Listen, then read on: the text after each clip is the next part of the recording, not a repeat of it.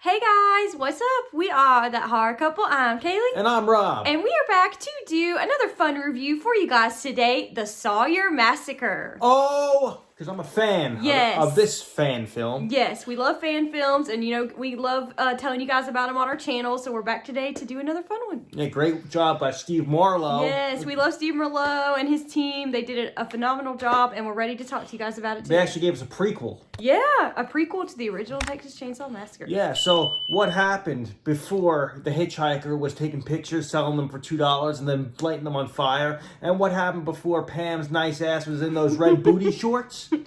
This film will tell you. It will tell you. Let's talk about it.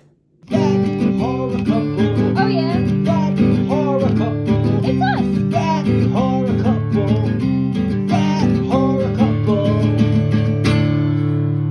And they talk about horror. Like and subscribe. On June 30th, 1965, Jimmy's friends bring him to the Texas countryside to escape city life after a terrible tragedy. In need of supplies for their cabin, they ascend to a nearby gas station where they are directed to find their supplies at an isolated farmhouse. But this property is not as it seems. They soon find themselves hunted by a cannibalistic psychopath with an arsenal of violent tools at his disposal. If any live through the nightmare, they'll wish they hadn't. Directed by Steve Marlowe, starring Jordan O'Neill, Scotty Parkin, Nika Lau, and Alicia Jade. So basically, Sawyer Massacre. What do we like? What do we dig about this film? Let's get into it. Well, first of all, I have to say Steve Marlowe did an amazing job directing this film. His vision for this film is seen as it plays out. You can tell he's a real Texas Chainsaw Massacre fan of the original. Like, he just, all the Easter eggs he puts in there, all the hard work that was put into this to look exactly like a Texas Chainsaw Massacre film. It definitely had that raw, gritty Texas Chainsaw Massacre feel. Mm-hmm. And it gave me kind of like a similar feeling to when I first, checked out the original Texas Chainsaw Massacre. Mm-hmm. It gave me like that gritty feeling, that uneasy feeling, the feeling like you got to take a shower after you're done watching this film feeling. Yeah. It's very backwoods, very, the backwoods isolated feeling too. Yeah. They captured this pretty damn well, I thought, and I got to give props where props are due. Yes. And the atmosphere in this movie is great. It's very palpable. You feel very claustrophobic, very trapped within the movie. Like, you feel like you're right there with these characters living out these horrific events, and you feel like you're there, like, hanging up on a hook, like, get me out of here. Like, that's how it makes me feel when I watched it, at least. And I feel like they did a good job of, working with what they had. I mean, I assume it wasn't like the original house and it wasn't the original area, but they made it like they showed certain shots of like a side of the house that could have been the house. Yeah. And they showed like when you were inside the house, they showed certain areas that even if it wasn't the house, it could have been the looked the like Sawyer the family house. Yeah, that's what it looked like to me. Yeah. So they really used like the location well, I thought, and it was really well done and well mapped out, I thought. Yeah, I think so. And I also really love like the cinematography of the film. The way the landscapes they use at their disposal, it was so well used. It's very minimalistic in the way the cinematography is used, but in such a way that it makes you feel, like I said, trapped, claustrophobic. There's nowhere to run. You're stuck in this countryside horrific nightmare, and you can't get yourself out of it. That's how it made me feel. Well, that's also what the original one was like, too. So it was in that same style. I also really love how we get like a backstory on our characters. This movie is very character driven. It makes you care about these characters. You meet them and you learn a lot about them before these horrific events start happening to them. And that's what really drives a horror movie home. I feel like when you have likable characters and horrific things start happening to this group of people, it makes the movie so strong because it makes you care about what happens to each and every one of them. Like that guy Jimmy kept hinting something happened to his previous wife or something. She killed herself. Yeah. So he felt responsible for her death, and this was his friends trying to take him out on a vacation, and obviously he ends up in Leatherface's grasp. Oh, man. What's the message there? Be like, sorry you lost somebody, but it could always be worse. Yeah, there you go. That's our message. Yeah. So we learn about, as I said, we learn about Jimmy and his two friends, and he meets up with this girl named Allison, and they go to the local gas station to try to get some supplies for their trip, and they are sent to the Sawyer house. So that is kind of how our group ends up there. They think they're going there to get some supplies from this guy's grandpa, and it's not grandpa that they meet. No, but I also like when they were at the gas station, it showed like a young hitchhiker. It showed the cook, and then we were introduced to. I think it's a new character. Yeah, it was a new character. Was it Max? I don't want to get his name wrong. Rex. Yes. That's what I meant to say. Yeah. Yeah, but he's like, right this way. He's like sneaking him back to the house. He's like, my grandpa's got that. Anything that people need. Like, my grandpa's got that. Yeah. It's like, That's kind of messed up. He was sending everybody to their death, and like there was a family like with two young daughters, and he's just like, well, my grandpa's got some stuff out of his house. You need it. And I'm like, please don't go there. But it didn't matter, dude. It could be in supplies. It could be food. It could be hemorrhoid cream. He's like, my grandpa's got that. And he's like, go down there.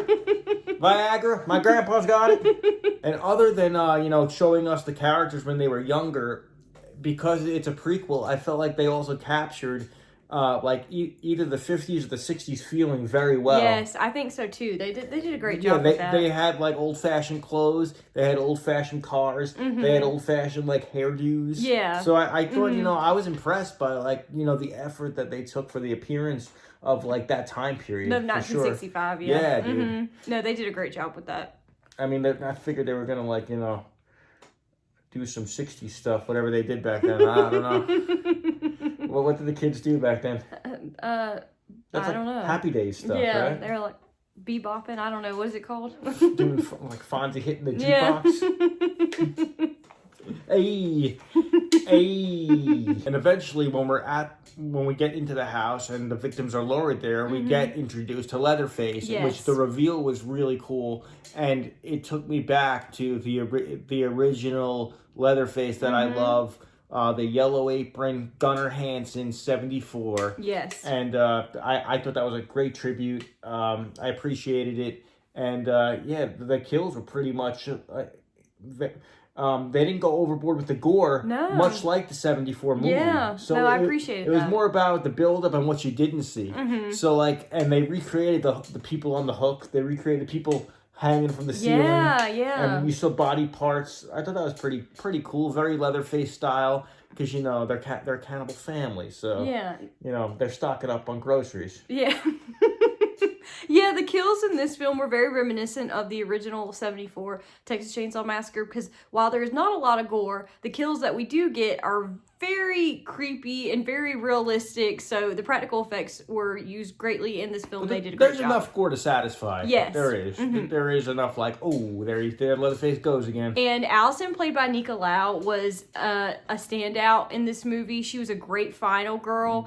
She was very reminiscent of Sally. I was going to say, she was very Sally-ish. I loved her role, and I was so scared for her the entire movie. I was like, please don't hurt her. Please don't get Allison. No, but they actually totally did. To me, it was like a favor to the fans when they had Allison run through the woods, try to get away. Very Sally-ish. Yes.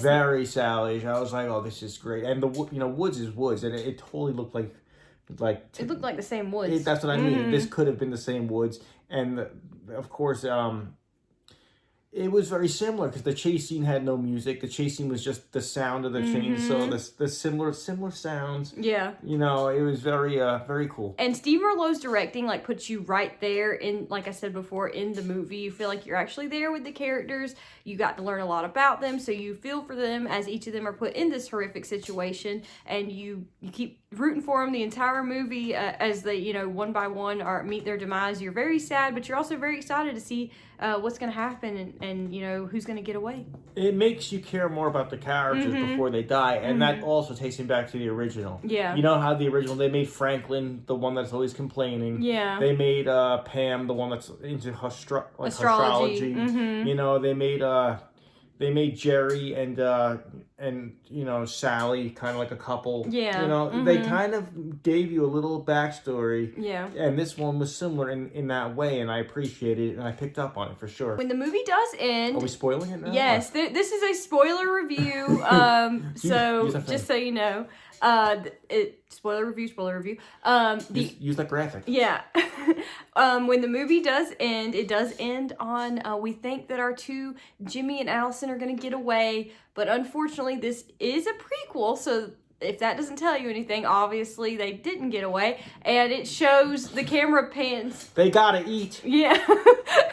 Am I right? Yeah, I guess so. They gotta eat. Yeah. They have to live to They have to eat to survive to live to 74. Yeah, so. there you go. So, but the movie ends on a terrified Allison. The camera pans right to her, and we hear her scream. So I thought that was a great ending for again, very reminiscent of Sally. Yes, very reminiscent of the 1974 Texas Chainsaw Massacre. But we really enjoyed this fan film. It was a lot of fun. Yeah, it was a lot of fun. It was very reminiscent of the original. So if you're a big fan of the original, we think that you'll definitely like this movie. We're gonna link it down below. So click that link and show. It's also cool to see a Leatherface fan film. I mean, there's been like 20 Jason ones. It's cool to see someone tackle do a Leatherface. Do the Leatherface story. I don't think it's been done too often. No, I don't think so. So it was awesome to see that, and we're Steve Merlot's great. We love him. A lot of work went into it because we've been talking to Steve this whole time, and he's a good guy. He's a friend, and they worked on it a long time. Yeah, they worked very hard on this. So if you guys could please click that link, show him some love, watch the film. We really think you'll enjoy it if you really love the original. But like I said, check it out. Like this video, hit the bell, subscribe to our channel. Show us some love too. Yeah, leave us a comment. Let us know what you thought of the review. I need some love like I never needed love before. Gonna make love to you, baby. Once again, I'm Kaylee. And I'm Rob. And we'll see you guys next time. Yeah.